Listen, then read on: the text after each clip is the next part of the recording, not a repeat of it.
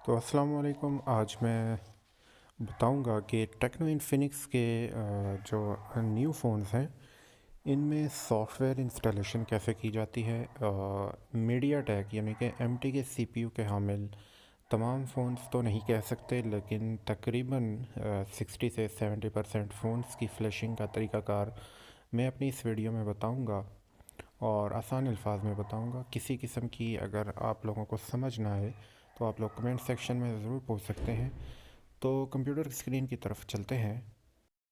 सबसे पहले तो आपके कंप्यूटर में मीडिया टेक यानी कि एम के ड्राइवर्स इंस्टॉल होने चाहिए और आपके पास आपके फ़ोन मॉडल की ये स्टॉक फार्मवेयर फ़ाइल होनी चाहिए जो कि स्केटर फाइल पे मुश्तमिल होती है, और इस तरह की बहुत सी फाइल्स उस फार्मवेयर के फ़ोल्डर में होती है। उसके बाद हमें एक अदद फ़्लैश टूल की ज़रूरत होगी जो कि मॉडिफाइड फ़्लैश टूल है, मैं डिस्क्रिप्शन में प्रोवाइड कर देता हूँ। ये फ़्लैश टूल आपने डिस्क्रिप्शन से डाउनलोड कर लेना है और इसको जब आप ओपन करेंगे तो इसके फ़ोल्डर में डबल क्लिक करते हुए इसको ओपन करेंगे कुछ इस तरह से। याद रहे कि ये टूल ओपन करने से पहले आपने अपने कंप्यूटर में एंटीवायरस वगैरह जो है ये आपने डिसेबल कर देनी है, तभी ये ओपन होगा, क्योंकि ये मॉडिफाइड फ्लैश टूल है इसलिए एंटीवायरस जो हैं वो इसको वायरस डिटेक्ट करते हैं। तो ये टूल ओपन हो चुका। अब इस टूल में मैं समझा देता हूँ कि ऊपर की जानिब ये तीन सेक्शन है। यहाँ पे हम क्लिक करेंगे चूज़ के बटन पे तो फार्मवेयर के फ़ोल्डर में जाना है और यहाँ अपने फ़ोन के फार्मवेयर के फ़ोल्डर में जाना है और यहाँ पे टेक्स्ट की छोटी सी फ़ाइल होती है स्केटर फाइल, वो लोड करनी है, जिसकी मदद से तमाम फाइल्स फ्लैश टूल पे लोड हो जाएंगी। अब बाईपास साउथ पे क्लिक करेंगे। ठीक है। अब इस सेक्शन का मैं बता दूं कि ये जो फॉर्मेट ऑल डाउनलोड है ये हरगिज़ कभी भी सिलेक्ट नहीं करना, जबकि फर्मवेयर अपग्रेड का ऑप्शन तभी सिलेक्ट करना है अगर आपका फ़ोन अपग्रेड है और आप डाउनग्रेड करना चाहते हैं या अपग्रेड करना चाहते हैं। इसके बाद आ जाता है डाउनलोड ओनली का ऑप्शन। डाउनलोड ओनली के ऑप्शन पे रख के आपने फ़्लैश करना है अगर आप चाहते हैं कि सेफ़ फ्लैशिंग हो। जबकि अगर फ़ोन में डीएम वैरायटी या रेड स्टेटस का कोई एरर आ रहा है या फास्ट बोर्ड पे फ़ोन स्टक हो चुका है, हैंग हो चुका है, तभी आप फर्मवेयर अपग्रेड का ऑप्शन सेलेक्ट करके फ़ोन को आप फ्लैश कर सकते हैं। अच्छा, यहाँ पे मैंने डाउनलोड ओनली सिलेक्ट किया है, कुछ पार्टीशंस अनचेक की और अब फ़ोन को कनेक्ट करेंगे। कनेक्ट करने का तरीका मैं बता देता हूँ। आपने फ़ोन को मुकम्मल पावर ऑफ़ कर देना है, फ़ोन को ऑफ़ कर देना है। ठीक है।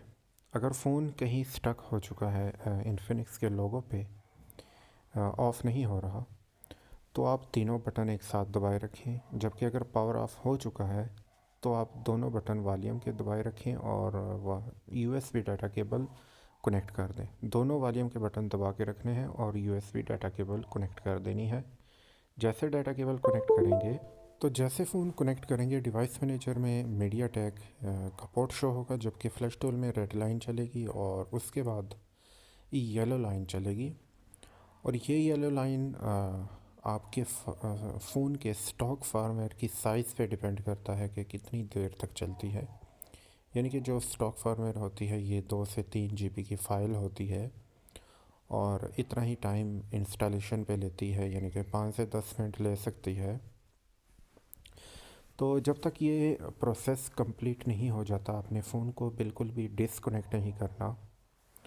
और अब मैं आप लोगों को समझा देता हूँ कि फ़ोन को जब हमने कनेक्ट किया था तो इसको बॉर्न मोड कहते हैं।